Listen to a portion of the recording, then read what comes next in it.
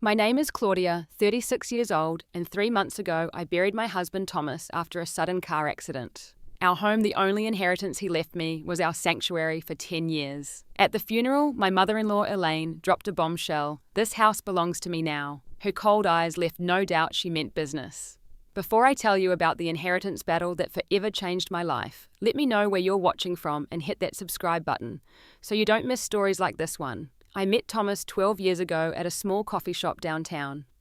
I was grading papers from my 3rd grade class when he asked if he could share my table. The place was packed that morning, and something about his gentle smile made me say yes. "Are you a teacher?" he asked, noticing the colourful worksheets spread across the table. "Elementary school, 3rd grade," I replied. "What about you, Yai?" "Architect," he said. "I design homes, mostly residential projects." That first conversation flowed effortlessly. Thomas had this ability to make me feel like I was the most interesting person in the room. He was passionate about his work, describing how he loved creating spaces where families could build their lives and memories. After exchanging numbers, we met for dinner the following weekend. One date turned into many, and within 6 months, I knew he was the one. Thomas was thoughtful and supportive in ways I never experienced before. He would show up at school events, help me create learning materials for my students, and always encouraged my teaching career. 2 years later, we decided to get married. We wanted a simple ceremony, just close friends and family in a small garden venue. Thomas was an only child, and I had a small family, so we expected around 50 guests at most. When Thomas told his mother Elaine about our plans, her disapproval was immediate. A garden wedding with only 50 people. "Thomas, you are a Wellington." "Wellingtons don't have small, insignificant weddings," she declared over dinner at her immaculate colonial home. Thomas tried to explain that it was what we both wanted, but Elaine wouldn't hear it. "What will people say? Everyone expects the son of Richard and Elaine Wellington to have a proper wedding at the country club. I've already spoken to several of our friends who expect invitations." I sat quietly watching the interaction between mother and son. Thomas was firm but respectful. "Mom, this is our wedding. Claudia and I want something intimate." Elaine turned to me with a tight smile that didn't reach her eyes. "I suppose this is your influence. Small-town teacher, small-town tastes." Despite her protests, we had exactly the wedding we wanted.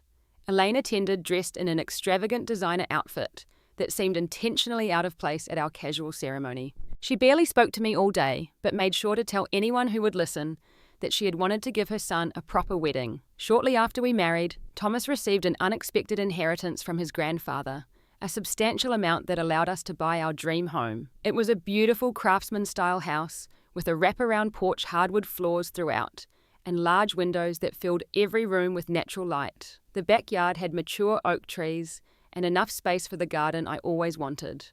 The house had character and history, built in the 1920s but lovingly updated. Thomas was especially enchanted by the study with built-in bookshelves and a window seat overlooking the garden. I fell in love with the kitchen's vintage charm mixed with modern appliances. Together we painted each room, selected furniture, and truly made it ours. What I didn't realize then was how much that house would become a point of contention with Elaine. "I don't understand why you would waste your inheritance on this old house," she commented during her first visit. "You could have built something modern, something that reflects your status as an architect." Thomas patiently explained that we loved the character and craftsmanship of older homes. "Besides, Mom, the location is perfect. Claudia can walk to her school, and I'm only 20 minutes from my firm." Elaine walked through our home with a critical eye running her finger along surfaces as if checking for dust, making comments about our eclectic decorating style. When she saw the guest bedroom we had set up, she frowned. "Only one guest room. Where will you put the nursery?" she asked pointedly. This was the beginning of another ongoing tension. Elaine frequently asked when we planned to have children, making it clear that she expected grandchildren soon. What she didn't know, what we hadn't shared with many people, was that we had been trying without success. After 2 years of disappointments, we had decided to take a break from actively trying and focus on enjoying our life together. Every holiday, every family gathering, Elaine found ways to bring up our childless state. "Janet's daughter just had her 2nd baby," she would announce. "Such a blessing to continue the family line." Or more directly, "The Wellington name has been respected in this town for 4 generations, Thomas. It would be a shame if it ended with you." Thomas always defended me, pulling his mother aside when her comments became too pointed. "Mom, our family planning is private. Please respect that." But the damage was done. Each comment made me feel more inadequate, more like I was failing both Thomas and his family legacy. As years passed, the dynamic between us and Elaine grew increasingly strained. She rarely visited our home, preferring that Thomas come to her house alone. When I did accompany him, I felt like an unwelcome guest rather than family. Thomas tried to maintain a relationship with his mother while protecting me from her criticism. He often went to Sunday dinners at her house while I had prior commitments. It wasn't ideal, but it was our compromise to keep peace. "I wish you had known my father," Thomas told me one night after returning from one such dinner. "He was nothing like Mom. Kind, accepting, always saw the good in everyone." Richard Wellington had died when Thomas was in college. From the few photographs I'd seen and stories Thomas shared, he seemed like a gentle soul who somehow balanced Elaine's rigid personality. Thomas had his father's warm eyes and easygoing nature. "Mom changed after Dad died," Thomas would explain. "She became more controlling, more focused on appearances and family legacy. I think she's afraid of losing what connection she has left." I tried to understand, to be compassionate. But after 10 years of subtle digs and outright criticism, it was difficult not to feel a constant tension whenever Elaine was involved in our lives. What I didn't realize was how quickly that tension would escalate after Thomas was gone. The day Thomas died started like any other Tuesday. We had breakfast together on the porch, enjoying the early October sunshine. Thomas was excited about a new project his firm had just landed, designing an eco-friendly community centre downtown. "This is exactly the kind of project I've been wanting," he said, eyes bright with enthusiasm. "Sustainable materials, community-focused design, making a real difference." I kissed him goodbye as he headed to his car. "Knock them dead at the presentation today. Love you, Claude. See you tonight. We'll celebrate." Those were the last words he said to me. At 2:17 p.m, my phone rang while my students were at music class. An unfamiliar number. Normally, I would have let it go to voicemail, but something made me answer. "Mrs. Wellington, this is Memorial Hospital. Your husband has been in a serious accident." The rest of that conversation blurs in my memory. Fragments remain: critical condition. Doing everything we can, come immediately. I remember my principal covering my class, driving to the hospital with shaking hands, running through endless corridors. But I was too late. Thomas had suffered catastrophic injuries when a truck ran a red light and hit his car directly on the driver's side. He died before I could say goodbye. The next hours passed in a haze of disbelief. I had to identify his body. A moment so surreal I felt I was watching someone else go through the motions. His face was peaceful, almost like he was sleeping, except for a small cut on his forehead. I kept expecting him to open his eyes to smile and tell me this was all a terrible mistake. I called Elaine from the hospital. Her response was eerily controlled. "What hospital is he at?" she asked, her voice steady. When I told her he was gone, there was a long silence. "I see," she finally said. "I'll contact Riverside Funeral Home. The Wellingtons have used them for generations. I'll begin making arrangements. No tears, no shock. Just immediate planning." The days that followed were a blur of paperwork decisions and numbing grief. I couldn't sleep in our bedroom. Every time I lay in our bed, I would reach for Thomas in the night, only to find empty space. I moved to the guest room, but sleep still eluded me. Sometimes I thought I heard his voice calling from his study. Once half asleep, I was certain I saw him standing in the doorway, just watching me with a sad smile. The rational part of my brain knew these were hallucinations, born from grief and exhaustion, but they felt so real in the moment. Elaine took control of the funeral arrangements with military precision. When I suggested a small, intimate service similar to our wedding, she dismissed the idea immediately. "Thomas was a Wellington. He will have a proper funeral with all the respect his position deserves." Too exhausted to fight, I let her plan the elaborate service. Black limousines, an expensive mahogany casket, floral arrangements that cost more than our monthly mortgage. The guest list expanded to include business associates and social connections I had never met, people more important to Elaine's image than they had been to Thomas's life. The one decision I insisted on was the music. Thomas had loved classical guitar, so I arranged for a guitarist to play Bach's Jesu Joy of Man's Desiring, the same piece that played when I walked down the aisle at our wedding. Elaine objected, wanting traditional organ music, but on this point I would not yield. Throughout the service, I sat numb, while Elaine received condolences with the composure of a seasoned politician. She introduced me to guests as Thomas's wife, rather than by my name, a subtle but clear message about how she viewed my place in the family hierarchy. My best friend Jessica sat beside me, a solid presence, when I felt I might float away from grief. We had been friends since college, and she knew exactly when to offer a tissue, when to squeeze my hand, and when to create a buffer between me and well-meaning but overwhelming guests. "You need to eat something," she whispered during the reception. "Just a few bites. I'll bring you a plate." While Elaine worked the room, Jessica took care of me. She drove me home afterward, helped me change out of my black dress, and stayed the night on my couch, despite my insistence that I would be fine alone. The day after the funeral, I found myself in Thomas's study. I hadn't been able to enter it since the accident, but something drew me there. His presence seemed strongest in this room. His books, his drafting table, the coffee mug still sitting where he'd left it. In his desk drawer, I found a small safe I hadn't known about. Using his birthday as the code it worked on the first try, I opened it to find a collection of love letters I had written him over the years. There were ticket stubs from our first movie date, a pressed flower from my wedding bouquet, and a small velvet box containing a pair of sapphire earrings with a note. "For our upcoming anniversary, love always, T."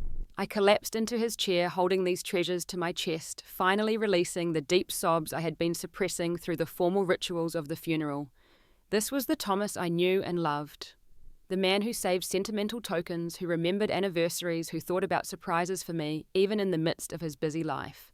Somehow, I had to find a way forward without him. After 2 weeks of compassionate leave, I returned to my classroom. My third graders approached me with a mixture of curiosity and concern. "Mrs. Wellington, are you still sad?" asked Emma, one of my more sensitive students. "Yes, sweetheart, I am, but seeing all of you helps me feel better," I answered honestly. "My goldfish died and I was sad for 3 days," offered Tyler. But then my dad said he was swimming in heaven. These innocent observations and their unfiltered empathy were strangely comforting. While adults awkwardly avoided mentioning Thomas or offered platitudes about being in a better place, my students acknowledged my loss directly and without judgment. Teaching gave me purpose during those dark days. A reason to get up, shower, put on clothes, and interact with the world. For 6 hours each day, I could focus on lesson plans, spelling tests, and math problems instead of the gaping hole in my life. But each evening, I returned to an empty house that once vibrated with Thomas's energy and laughter. Now it just echoed with silence and memories. Little did I know that even this sanctuary would soon be threatened. Exactly 1 week after the funeral, the doorbell rang at 9:30 a.m. on Saturday. I was still in my pajamas, coffee mug in hand, hair uncombed. I wasn't expecting anyone, and for a brief moment I considered not answering. But the persistent ringing suggested whoever it was wouldn't go away. I opened the door to find Elaine standing there in a perfectly tailored pantsuit, accompanied by a thin man in an expensive suit carrying a leather briefcase. "Claudia," she said with a curt nod, "this is Rick Martin, my attorney. We need to discuss some important matters." Without waiting for an invitation, she stepped past me into the foyer, Rick following closely behind. I stood there in my faded pajamas, suddenly feeling ambushed. "Could this wait until I've had a chance to dress? I wasn't expecting company," I said, trying to maintain some dignity. "This won't take long," Elaine replied, already walking toward the living room as if she owned the place. The irony of that thought would soon become apparent. Once we were seated, Rick opened his briefcase and removed several documents. "Mrs. Wellington," he began, then clarified. "The elder, Mrs. Wellington, has asked me to discuss the ownership status of this property." I looked between them, confused. "What about it?" Elaine sat with perfect posture, her hands folded in her lap. "This house rightfully belongs to me, Claudia. I've come to formally notify you that you'll need to vacate within 30 days. The coffee mug nearly slipped from my hands. "What are you talking about? This is my home. Thomas and I bought it together." "Actually," Rick interjected, sliding a document across the coffee table toward me, "the house was purchased with Wellington family inheritance money. As you can see from this agreement, the property was jointly owned by Thomas and his mother." I stared at the paper in disbelief. It appeared to be some kind of co-ownership agreement from when the house was purchased with both Thomas's and Elaine's signatures. "This isn't possible," I whispered. "Thomas never mentioned you co-owned our home." Elaine's expression remained impassive. "Why would he burden you with financial details?" "The fact remains that this house was purchased with Wellington money from Thomas's grandfather, my father-in-law. Family money meant to stay in the family." "I am family," I insisted, my voice rising slightly. "I was Thomas's wife for 10 years. "And now Thomas is gone," she said coldly. "The Wellington bloodline continues through Jason's children, not through you." I intend to sell this house to my grandson when he finishes college next year. He'll need a suitable home to start his family, a real Wellington family. The cruelty of her words hit me like a physical blow. Not only was she trying to take my home, but she was also erasing my place in Thomas's life, suggesting that without children, our marriage somehow counted for less. I've contributed to this house for a decade, I argued. I've helped with mortgage payments, renovations, maintenance. Rick interrupted smoothly. Any contributions you've made would be considered normal living expenses, not investments in the property. Legally speaking, your name isn't on any of the ownership documents. I couldn't believe what I was hearing. Thomas and I had always handled our finances as a team. While it was true that he made the down payment from his inheritance, we both contributed to the mortgage from our joint account. Had he really kept me off the deed, it seemed so unlike him. I need time to process this, I said, fighting to keep my voice steady, and I'll need to consult my own attorney. Of course, Rick replied smoothly, but understand that the documentation is quite clear. We're giving you 30 days as a courtesy, though legally we could demand immediate vacancy. After they left, I sat in stunned silence for nearly an hour. Then I called Jessica, my voice breaking as I explained what had happened. "That witch!" Jessica exclaimed. "There's no way Thomas would have set things up like that without telling you. Something's not right here." "I don't know what to do," I admitted. "I can't afford a fancy lawyer like Rick Martin. And what if they're right? What if I have no legal claim to my own home?" "Listen to me," Jessica said firmly. "My cousin Sarah is an attorney specializing in estate law. Let me call her right now. Don't touch any documents, don't sign anything, and for God's sake, don't start packing." 2 hours later, I was sitting in Sarah Williams's office downtown. Despite it being Saturday, she had agreed to meet me immediately after hearing my situation from Jessica. Sarah was in her early 40s with sharp eyes behind stylish glasses and an air of competence that was immediately reassuring. "Before we discuss the documents they showed you," she said after I explained everything, "we need to determine if Thomas left a will. Have you found any estate planning documents among his papers?" I shook my head. "I haven't really gone through everything yet. It's been hard." "I understand," she said kindly, "but that needs to be our first step. Also, do you have access to all financial accounts, joint accounts, safe deposit boxes?" I realized with a sinking feeling how much I didn't know. Thomas had handled most of our financial matters. While I had access to our joint checking and savings accounts, I wasn't sure about investments or other assets he might have had. "I need to look through his office more thoroughly," I admitted. Sarah nodded.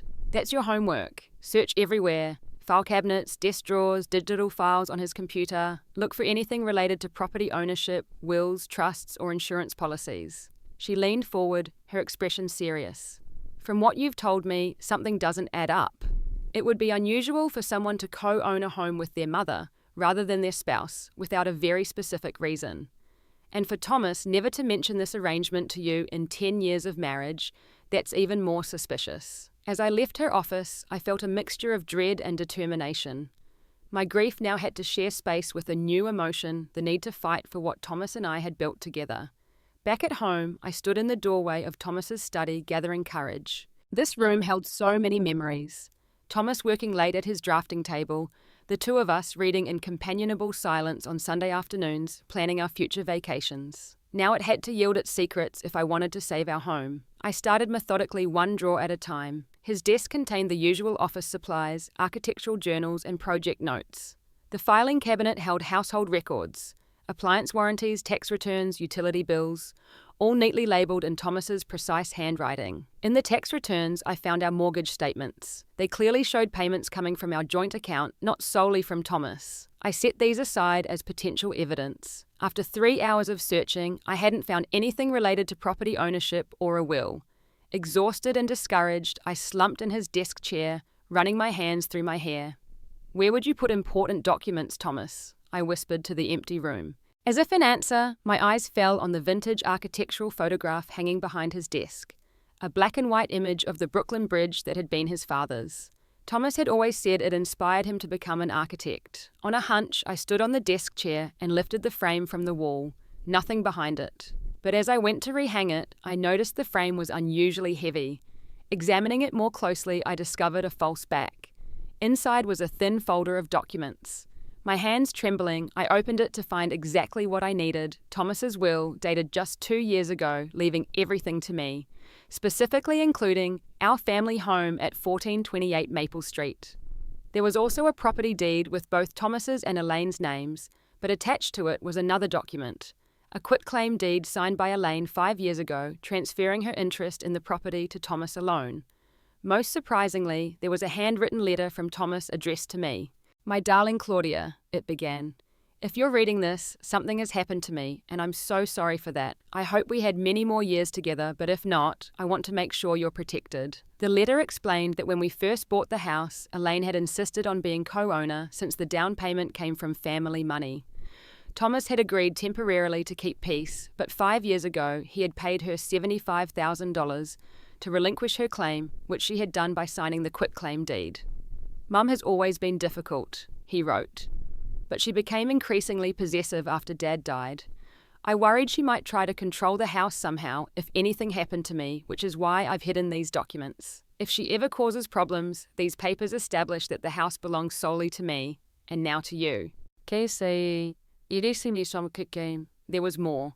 Loving words that brought fresh tears, instructions about insurance policies and investments I hadn't known about, and toward the end, a warning: be careful with Mum and Jason.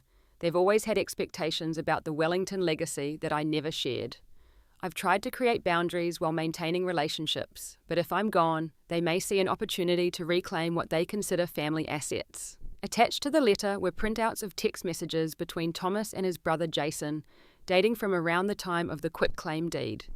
In them, Jason warned Thomas that their mother was upset about being bought out of the house, and had made comments about getting it back someday. As I read through everything, another discovery literally fell into my lap: a small USB drive that had been taped to the back of the documents. Plugging it into Thomas's computer, I found it contained home security footage. Thomas had installed discrete cameras around the house after a break-in down the street 2 years ago. Scrolling through the files, I noticed several from days when I'd been at school. Opening one at random, I watched in shock as Elaine let herself into our house with a key I didn't know she had. The footage showed her methodically searching through papers in Thomas's study, taking photos of documents with her phone, and looking through our bedroom drawers. The most recent file was from just 3 days after Thomas's funeral, while I had been staying at Jessica's house because I couldn't bear to be alone. It showed Elaine and Rick in Thomas's study rifling through the very desk I was sitting at now. With shaking hands, I gathered everything and placed it in a secure folder. Then I called Sarah. "I found documents," I said when she answered, "and evidence of Elaine searching our house without permission. Can I bring everything to you now?" An hour later, Sarah was reviewing everything in her office, her expression growing increasingly confident as she examined each document. "This is exactly what we needed," she said finally. "The will is clear and properly executed. The quitclaim deed is legitimate and was filed with the county. I can verify that online right now." She typed rapidly on her computer, then nodded. "Yes, it's in the public record. Elaine has had no legal interest in your home for 5 years. What about the document she showed me today, the co-ownership agreement?" Sarah frowned. "Based on the dates, that was the original agreement from when the house was purchased.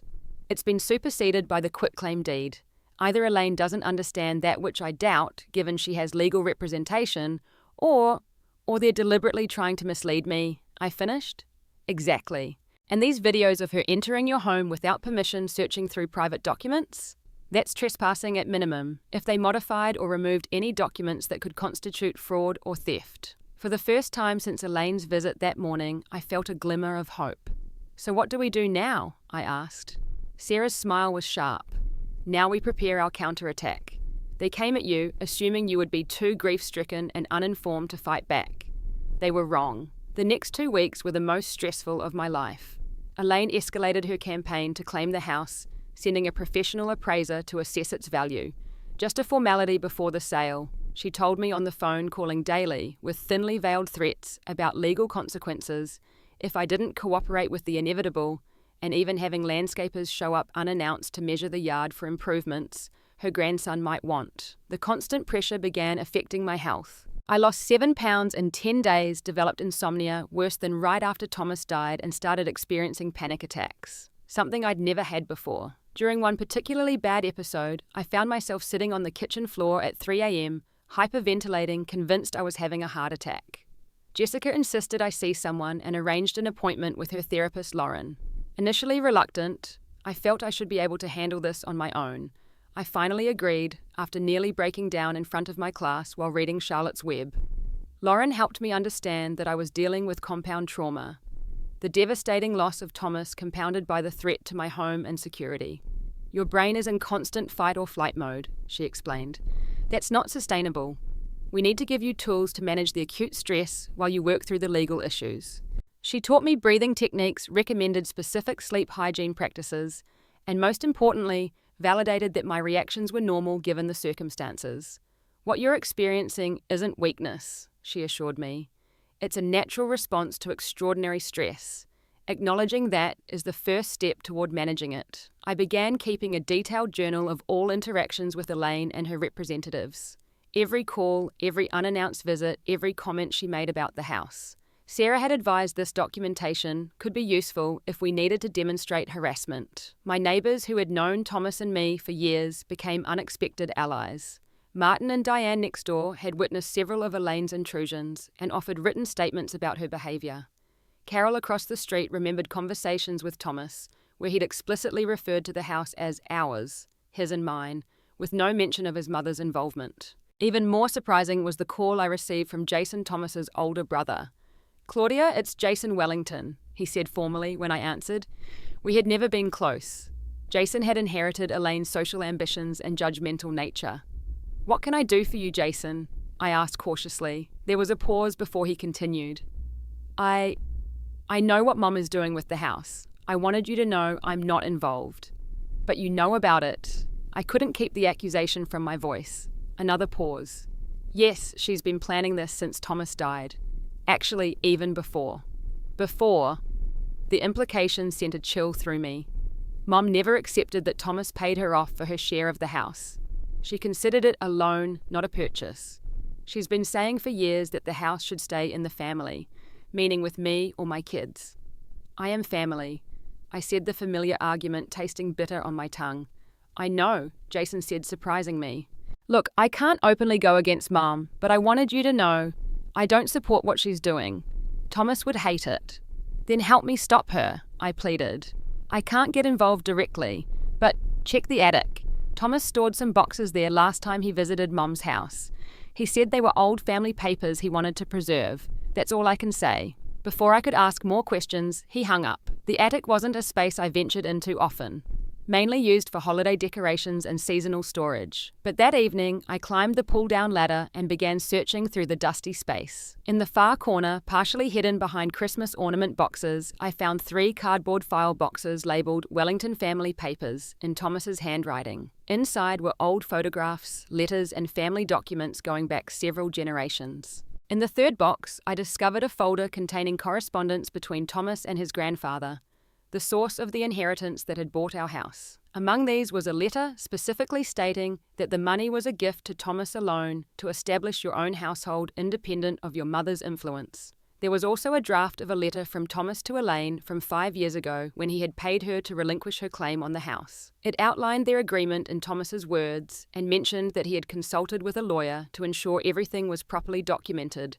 so there can be no misunderstandings in the future. I immediately scanned everything and sent the files to Sarah, who confirmed they strengthened our position even further. Meanwhile, Elaine was growing bolder. She began telling mutual acquaintances that I was squatting in her property, spreading rumours that I had trapped Thomas into marriage for financial security, and suggesting that as a childless widow, I had no need for such a large house. These rumours made their way back to me through well-meaning friends and colleagues. I just thought you should know what she's saying, my fellow teacher Margaret told me awkwardly in the school break room. The situation reached its breaking point the week before Christmas. Elaine called to invite me to the family's Christmas Eve celebration, a gesture so out of character that I immediately suspected an ulterior motive.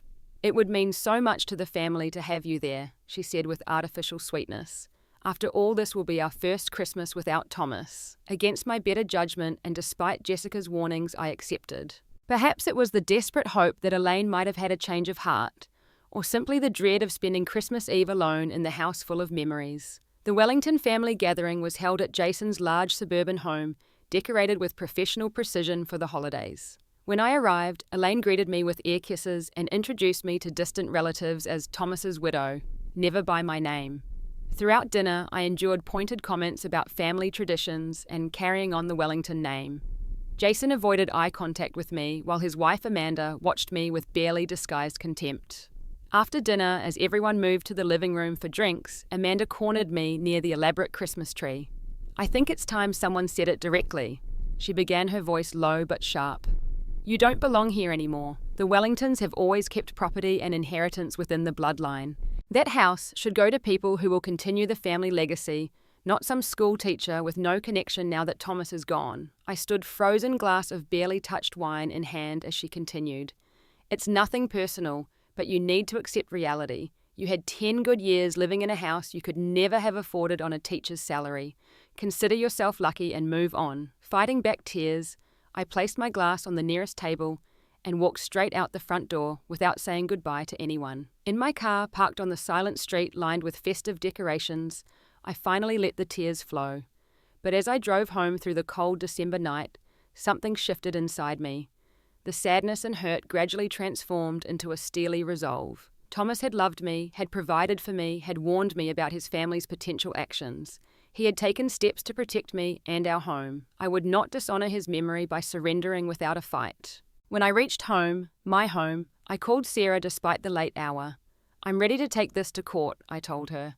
"No more waiting, no more harassment. Let's end this." 2 days after Christmas, Elaine received formal legal notice that I was contesting her claim to the house and filing for a restraining order to prevent her from entering the property or contacting me directly.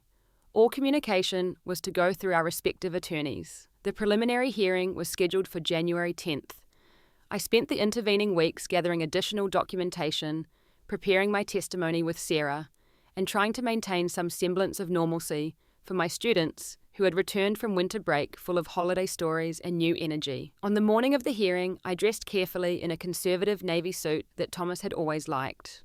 "It makes you look confident but approachable," he had said when I wore it to parent-teacher conferences. The county courthouse was an imposing structure of granite and marble. As Sarah and I walked up the broad steps, I spotted Elaine and Rick Martin arriving in a black Mercedes. Elaine wore an expensive-looking charcoal suit and pearl necklace, every inch the dignified widow, despite the fact that she was trying to evict her son's actual widow. Inside the courtroom, Sarah and I took our places at one table, while Elaine and Rick sat at another. I kept my eyes forward, refusing to be intimidated by Rick's confident smirk or Elaine's icy stare.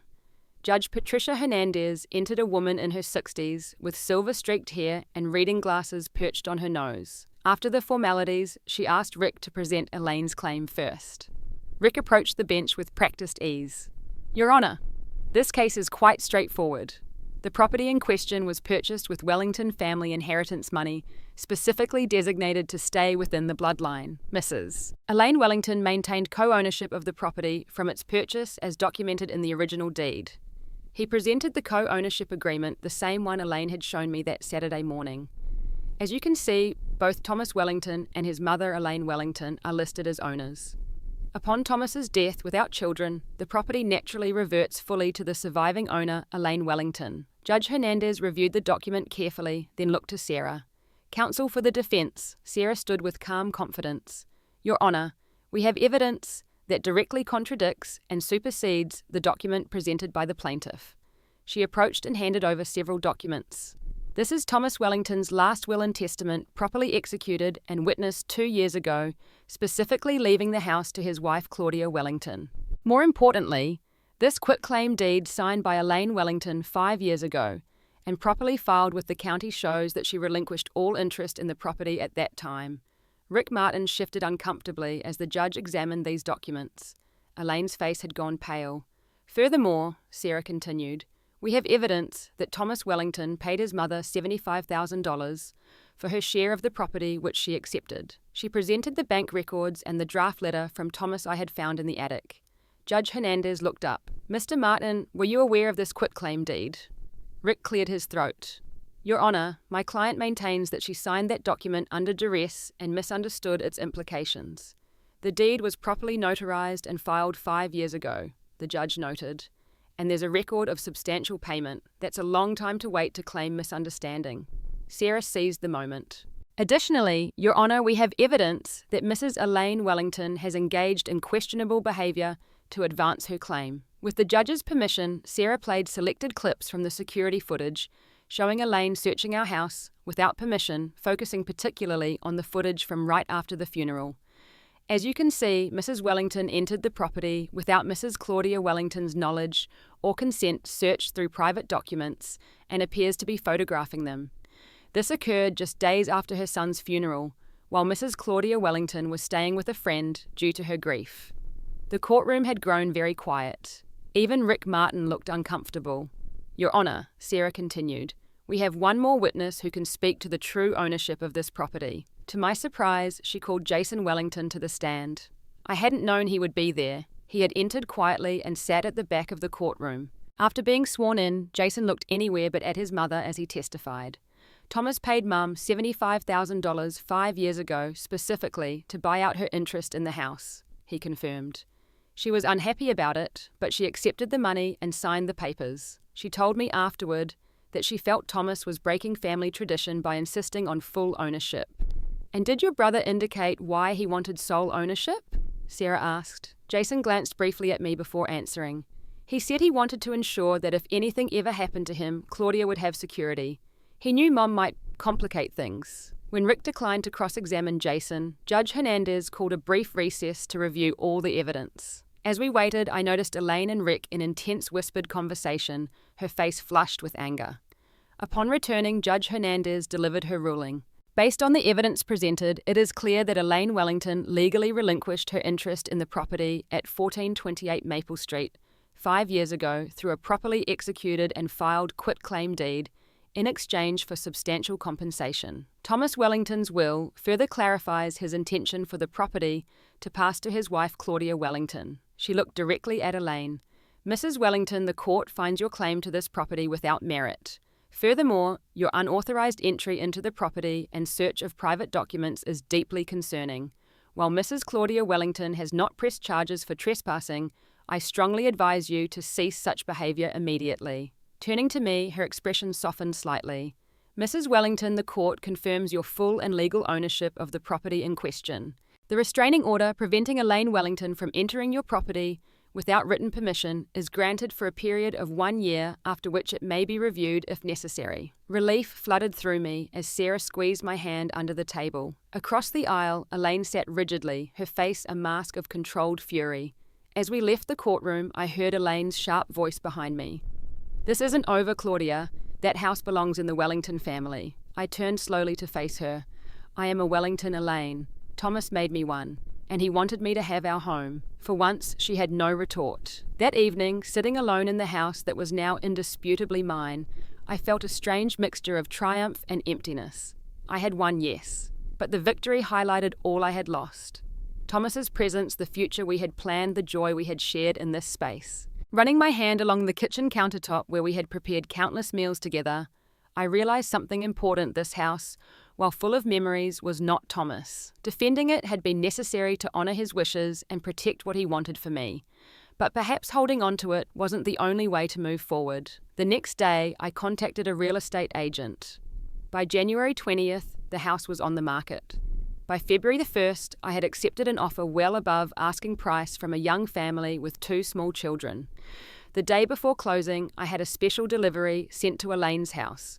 Formal notification that 1428 Maple Street had been sold, along with a brief note, family isn't defined by houses or bloodlines, but by respect and love.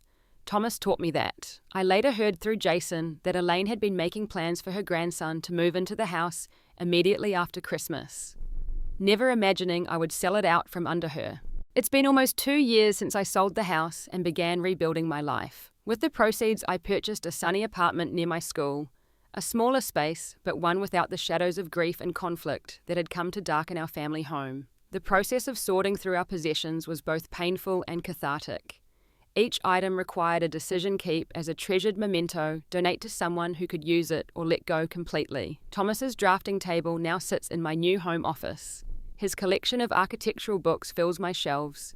His wedding ring hangs on a chain around my neck.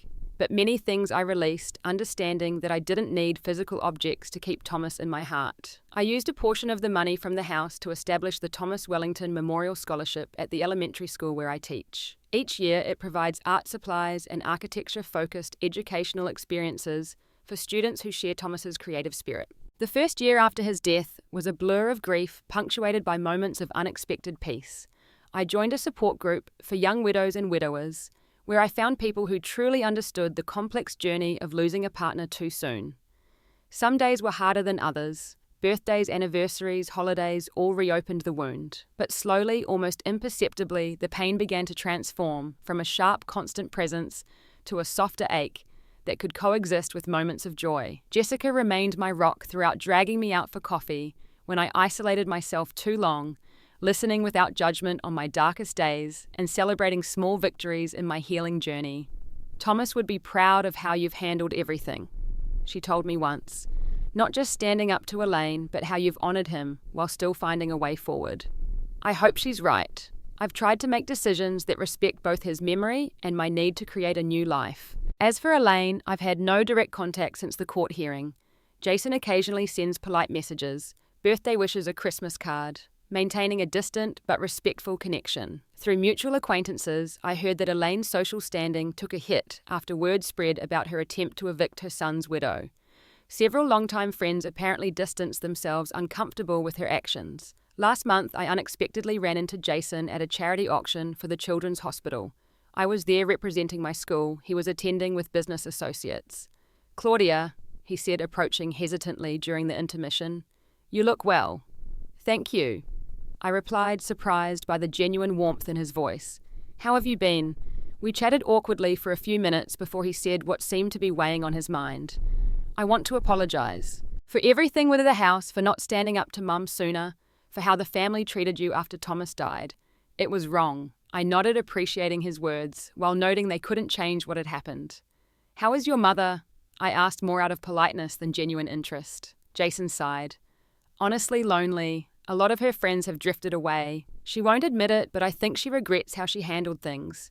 Pride keeps her from saying so." I felt a surprising lack of satisfaction at hearing about Elaine's isolation.